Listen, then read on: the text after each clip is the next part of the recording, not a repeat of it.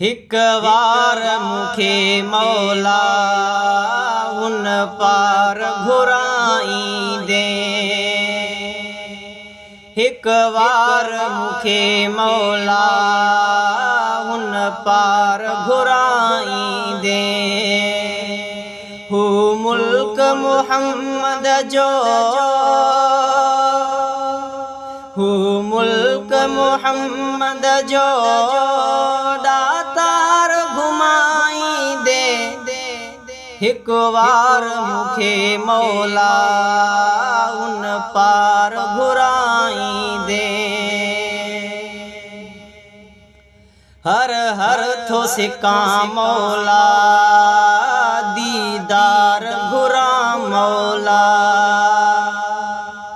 हर हर थो सिकां मौला दीदार घुरां मौला।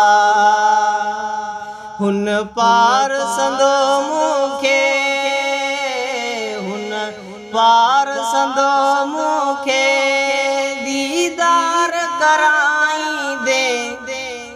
हिक वार मुखे मौला हुन पार घुराईंदे। हू मुल्क मुहम्मद जो, हू मुल्क मुहम्मद जो दातार घुमाईंदे। हिक वार मुखे मौला हुन पार घुराईंदे। आतांग घणी मौला असवद के चुमण जी मोह। आतांग घणी मौला असवद के चुमण जी मोह। करे मुँह ते करम पंहिंजो, करे मुँह ते करम पंहिंजो असवद त चुमाईंदे। हिक वार मुखे मौला हुन पार घुराईंदे। हू मुल्क मुहम्मद जो, हू मुल्क मुहम्मद जो दातार घुमाईंदे। हिक वार मुखे मौला हुन पार घुराईंदे।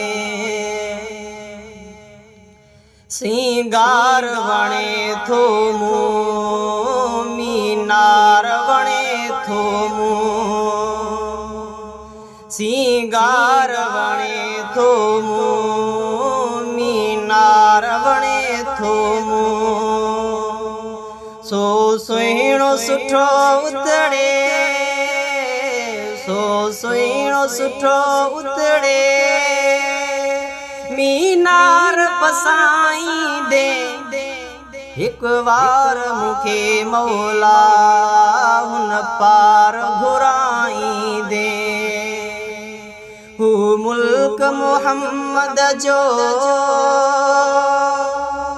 हू मुल्क मुहम्मद जो दातार घुमाईंदे। हिक वार मुखे मौला हुन पार घुराईंदे। ही वात अथम वाई महलात ॾिसां साई। हीअ वात अथम वाई महलात ॾिसां साई। बी आस न आकाई, बी आस न आकाई ही दीद कराईंदे। हिक वार मुखे मौला हुन पार घुराईंदे। हू मुल्क मुहम्मद जो, हू मुल्क मुहम्मद जो दातार घुमाईंदे। हिक वार मुखे मौला हुन पार घुराईंदे। चए अब्दुल जब्बार भट्टी सिक में थो घुरां दुआऊं।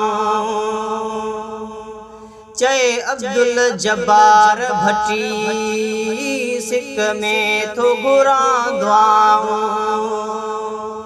हीअ दुआऊं मुंहिंजूं मौला,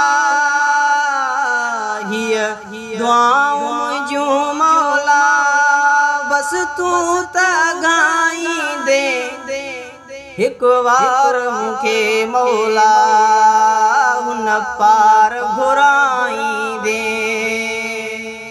हू मुल्क मोहम्मद जो,